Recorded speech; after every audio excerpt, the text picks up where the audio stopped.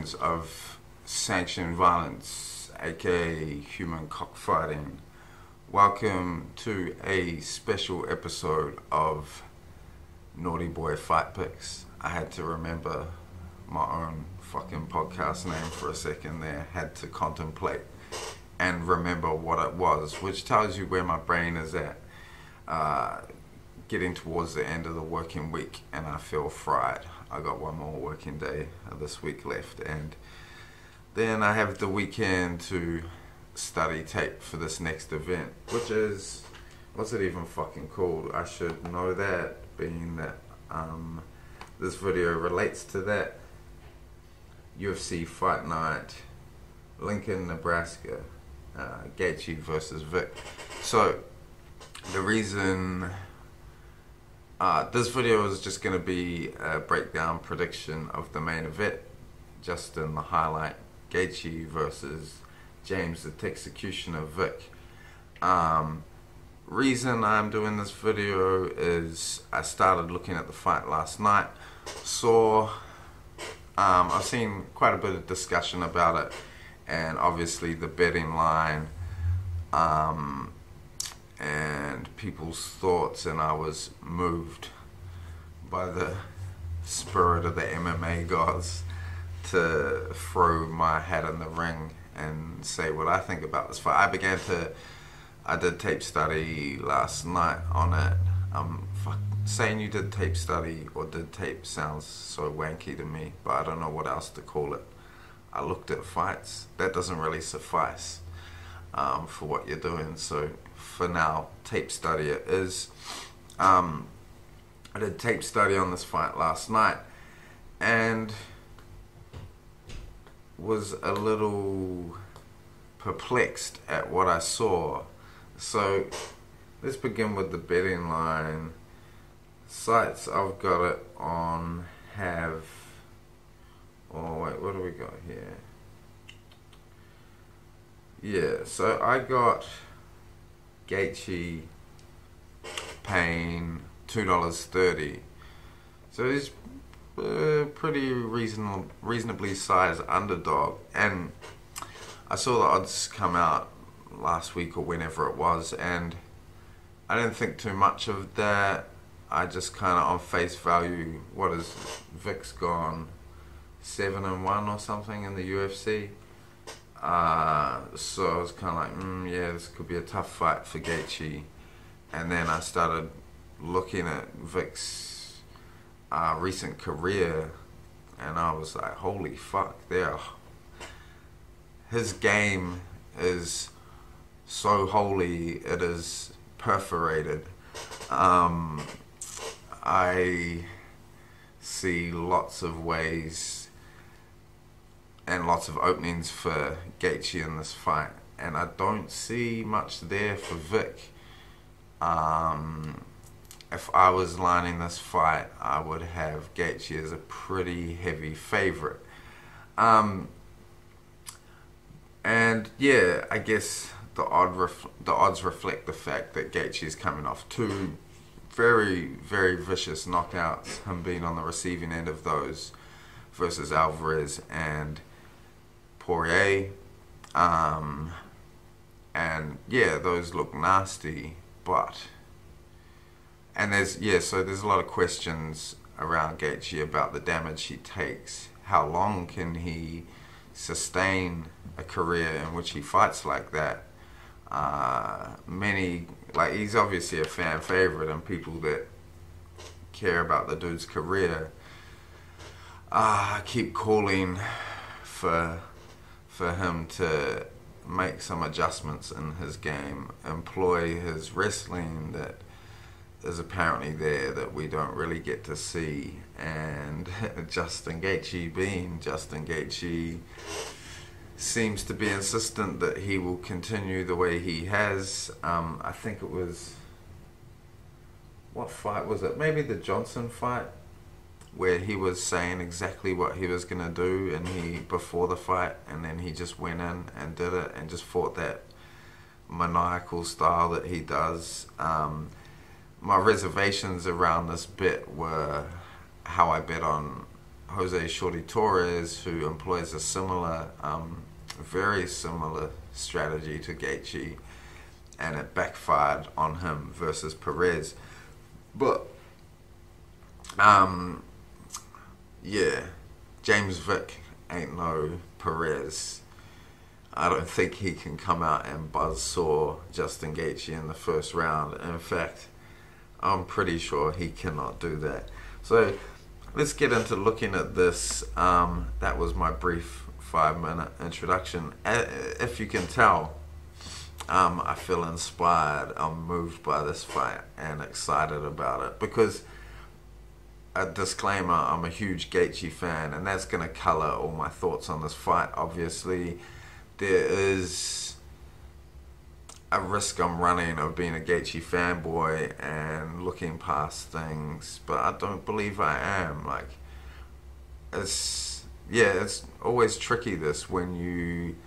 So who have I had this with? I thought big DC fanboy. I thought DC was gonna win. I was sure of it despite what everyone else was saying, and leading into the fight I was like questioning myself, wondering if my inherent bias was coloring my better judgment on what would transpire in the fight. I'm trying to think of some other fights where I've had these doubts.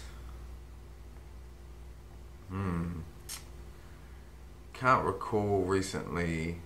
I always get it with like Hooker and Adesanya because I'm super invested in them, and I really want them to win. So that makes me kind of unsure about my reads on their fights and what will happen in their fights. So yeah, those sorts of situations are kind of tricky for me.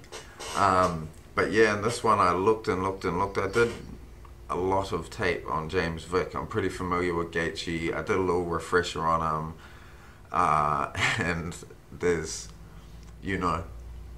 his game is reliable, and you don't need to watch too much tape to know what he's going to come in and try and do against James Vick. So let's get into looking at Vick first. He's 31 years old, 6'3", obviously a massive lightweight, huge height and reach. One thing I noticed in his last fight, he looked a little soft around the middle, kind of, and this is not a criticism whatsoever, just an observation, and it doesn't necessarily mean shit.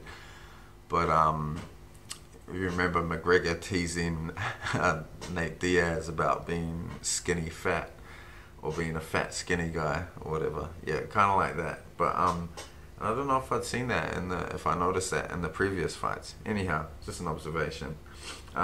Vick is 13-1 in his professional career. He has 3 wins by KO, TKO, 5 submissions, and 5 decisions. His one loss is a TKO loss to Beneil Dariush, and that occurred in June of 2016. That was in the first round, and may as well let's talk about Vick's recent run first. So he was, up until that loss, he had a streak in the UFC of 5 wins, 3 by decision, 2 by submission, and some wins he had in there: Ramsey Nijem, Nick Hine, Jake Matthews. So you get a kind of an idea of the sort of competition he was facing. Interestingly, in the fight against Nick Hine, he got dropped a couple times. Now, Nick Hine, I believe, is like 5'6". He is a very, very short lightweight, and he was finding openings against a very tall Vick, which is something I'll keep coming back to through this breakdown, is Vick's striking defense and vulnerabilities. So yeah, Nick Hine dropped him a couple times, and yeah, Nick Hine is no knockout artist either, or doesn't have a reputation as being a heavy puncher. So he'd been on that solid run, mostly decisions, couple submissions. So yeah, he has a dangerous ground game, that's for sure. And then he came up against, he took a step up in competition against Beneil Dariush. Now, for people unfamiliar, Beneil Dariush has a jiu-jitsu background, was known, I believe, on the competitive jiu-jitsu scene, and then came to MMA and began, well, to say he developed some striking is perhaps a bit generous, but so watching that fight with Dariush versus Vick, it is not elite lightweight striking, or not an elite display of lightweight striking from both parties. But Dariush manages to land some big looping overhands several times throughout the fight on Vick, and Vick's striking defense is very reminiscent of the Stefan Struve strategy, being very tall, head very upright, and trying to lean away from shots, and then his opponent with reasonably rudimentary striking prowess just leaping at him with big looping shots. If you think of, say, I don't know, I was going to compare the Mark Hunt, but his hooks, although leapy and loopy, are kind of nice and tight looking. Dariush's ones were very, very not a textbook technique, I guess is the best way I could put it.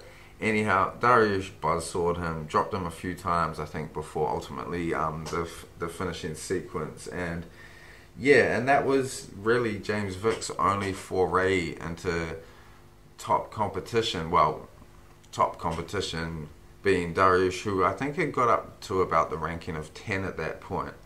Since that win over Vick, Dariush has been on a skid. I think he's lost 2 and had 1 draw. So I don't think Dariush is in that kind of top 10 picture for lightweight in UFC. Speaking of rankings, I believe Vick has made it up now to somewhere near the top 10, if not in the top 10. So interesting there that he's ranked around that kind of area, yet he hasn't had a win over a top 10 guy, or a really not against any high level competition. So following the loss to Dariush, he takes another step back down in competition, and since then he's had 4 wins, including 2 knockouts in the streak. So there's been some improvements. Obviously, he came back from that loss and got a submission over Abel Trujillo. Next fight, he got a first round knockout against Marco Polo Reyes. Who is Marco Polo Reyes? Exactly. Next fight, got a second round KO versus Joseph Duffy. And so along this run, we're seeing some improvements. And then in his last fight, he wins a 3-round decision over the 40-year-old Francisco Trinaldo. Now, Trinaldo is not a terrible fighter, but he's no fucking Justin Gaethje, that's for sure. And he is a 40-year-old lightweight. That is so fucking old for that division. I'm trying to think of other fighters who have fought at a high level in that division at that sort of age, and it's hard to think of anyone. So that was in February of this year. So yeah, along this recent streak, Vick has made some improvements in his striking and seems to kind of be developing a game. But if you were to try and press me to describe his game or say what his game is, it's kind of hard to pinpoint. I mean, like, I guess he's a tall guy. He looks like a tall guy trying to learn how to fight tall and long. So he started using more movement, circling around the outside. He will circle, plant, and then throw, and it's all very kind of like one action into the next, into the next. It doesn't seem to flow, so he doesn't like, there's no element of surprise or good use of angles. He just kind of will like circle, circle, circle, plant, throw. And his strikes from distance, whether it be the big lead front kick, the flying knee, his cross, doesn't have much of a jab, which I mean would be the first thing you would want to develop if you wanted to be a long fighter, right? So yeah, all those weapons from long range come quite slow and telegraphed, I thought. And so in that, was it in the Trinaldo fight or Trujillo? I forget which one, but one of them, there was some grappling exchanges early in the fight. Once they got back to their feet, Vick looked visibly tired and much sloppier than he came out, and it was quite a, you know, when you see that happen quite instantaneously. Yeah, I don't see him being able to lay any of that on Justin Gaethje. So you look at these opponents, and one thing I noticed about all of them was, so Vick's striking accuracy is poor. His striking accuracy, he lands, this is his overall UFC stats, so they may have been improving recently, but I don't think by a great margin. He lands 4 strikes per minute, and his accuracy is at 38%. And I'm also assuming this fight is gonna stay standing for the majority of the fight, if not the whole fight. I don't think Vick will get Gaethje to the ground.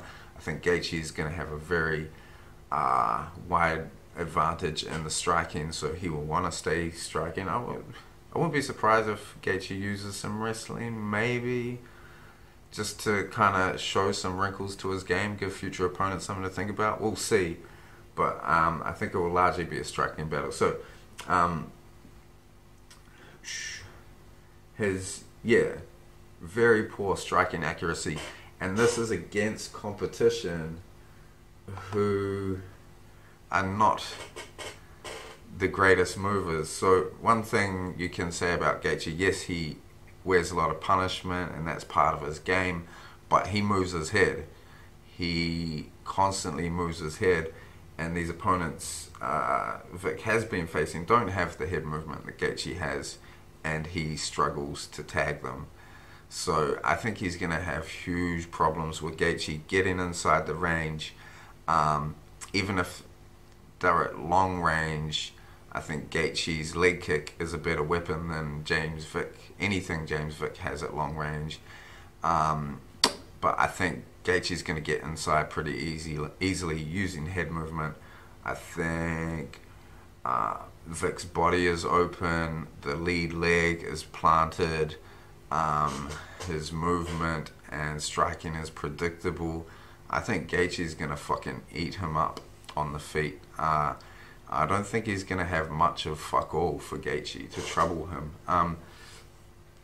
So yeah, that is pretty much how I see the fight going. Another thing about Vick, so I keep saying he looks like, he reminds me of Stefan Struve, and he really does. Like, obviously he's a bit smaller, so it's not as awkward and clunky, but it's awkward and clunky, and his balance doesn't look good. And he needs to plant to throw. So with Gaethje's constant forward pressure, I think we're going to see Vick moving backwards a lot, and not get the opportunity. So Gaethje will be looking to not give him the opportunity to plant and throw. And if Gaethje can apply that pressure and keep Vick moving back, he is going to feel flustered. He's not going to be balanced because he isn't a fighter with great balance, and he is going to get torn apart, I believe. So going from Vick and then looking at Gaethje, I'm sure most people are pretty familiar with who Justin Gaethje is and what his occurred with him recently, so he came out of World Series of Fighting, obviously the champion there. And there, who's he beaten? Some, you know, there's Nick Newell in there, who's a tricky fight, obviously. Melvin Gillard, ex-UFC, but, well, that was in 2014. I'm not sure what Gillard was like then. But, yeah, and beat a bunch of guys whose names I don't recognize. Comes to the UFC undefeated, with 15-0 record. He's now 18-2. So his first fight is against Michael Johnson. Pretty typical Gaethje fight. He gets rocked early on. Things look really hairy, and he turns around and puts it on Michael Johnson. So, looking at that fight, like, Michael Johnson is a tricky, reasonably long too, and powerful striker, and Gaethje's game plan prevailed against Johnson. If you were to ask a lightweight whether they would fight Johnson or Vick, who do you think they would say? I'm sure, like, most would say they would rather fight Vick. He presents far less problems than Michael Johnson. Anyhow, next fight, Eddie Alvarez, one of the best lightweights. I don't think you can even argue that Alvarez is one of the best lightweights of all time. He has wins over Pettis, so many champions. This is Benson Henderson. He has a series of wars with Michael Chandler. Eddie Alvarez is a fucking legend and still super competitive, as we have seen recently. That was a very close fight until Eddie landed that knee. That went 3 rounds before Eddie got Justin out of there. Onto his next fight with Dustin Poirier. So compare the danger of Poirier's striking to James Vick's. Very accurate, very crisp, very powerful, and it took till the 4th round for Dustin to get Justin out of there. And prior to that, he landed some heavy shit on Gaethje, and Gaethje kept coming forward and kept landing stuff back, like ate Dustin's legs up. Something horrible in that fight. You've seen Dustin talk about it. It sounds horrific. And so the way, so in the 2 losses Gaethje has suffered, how have these guys beaten them? Well, there's a number of ways, but one thing both those fighters had to do was put massive volume on Gaethje. Another thing they had to do was to vary their attacks, attacking all parts of the body, legs, head. Poirier did beautiful work where he mixed up the timing and speed of his striking. So really fucking advanced striking, which is something that James Vick does not possess. He doesn't possess volume. He doesn't possess much variation. He is not a kind of sneaky striker. Is not the right phrase I would like to use, but you know, he doesn't have a lot of surprises for his opponent. And yeah, I can't see a way he gets this done. The only possible way I see James Vick getting a victory here is if he catches Gaethje early and Gaethje's chin is done, or it's a very, very clean shot that puts him out. But so a lot of people are relying on that, I believe, if they're betting Vick, that they're relying on Gaethje being done or shot. And what have we seen in his last 2 fights? His first 2 ever losses is that it's real fucking hard to get him out of there. Like, you got to land more than 1 shot. You got to land like 100 shots before he fucking drops. And yeah, I just think the way I see this fight going, I think about round 2. Gaethje gets Vick out of there. I think he comes out early. He's going to go after that leg. There's that's a fucking given. He's going to eat up that leg early, affect Vick's ability to move around the outside, and Gaethje's also really good at cutting off the cage, cutting it off against guys with much better movement and agility than Vick. Once he's hurt that lead leg, which Vick plants, man, he has a really wide stance. So, and going back to his balance, so Vick has a very wide stance. What I believe is going to happen, Gaethje's going to hit that lead leg. He's going to that's going to cause Vick to shorten his stance, which in turn is going to affect his ability to plant and throw. So I don't think he's going to be able to get off power against Gaethje, and it's going to affect his balance, which opens him up for those hooks over the top that have been his kryptonite in several fights of his. So that's pretty much what I see happening. Gaethje eats up the lead leg, closes distance, body, head, mixed with the leg kicks. Another thing about this fight, Gaethje almost always throws in combination. James Vick rarely throws in combination. And I think you need to put volume on Gaethje to get him out of there. So I'm thinking second round KO, TKO for Justin Gaethje, and I'm looking forward to fucking cashing that. Especially since Vick has been a bit of a dick to Gaethje, which there's some of my bias colouring this once again. But I put 4 units on Gaethje, and I'm really looking forward to him getting back in the winning column. Should this not go the way I predict, I'm going to feel like a real dick, since I have made this video specifically about this one fight and gone into great detail about what I think will happen.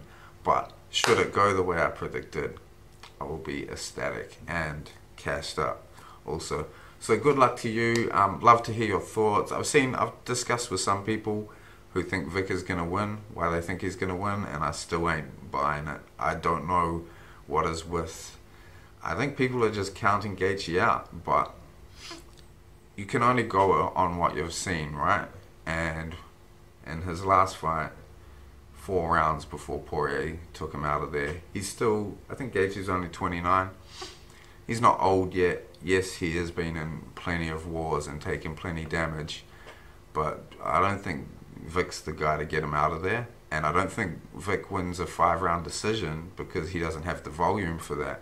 So Vick has the only path to victory is an early knockout, and Vick is not a knockout artist or a good striker. So Gaethje all day, 4 units. Tell me, don't tell me. I don't want to be responsible for your life choices, but these are my thoughts, and I'm super confident. I think I'm going to include Gaethje in some parlays as well, so we'll see what happens. Anyhow, still a few weeks out from the fight. Hopefully nothing happens in the meantime that makes me second guess this, but good luck to you, and I'll be back with a video for the whole card maybe next week. Shot.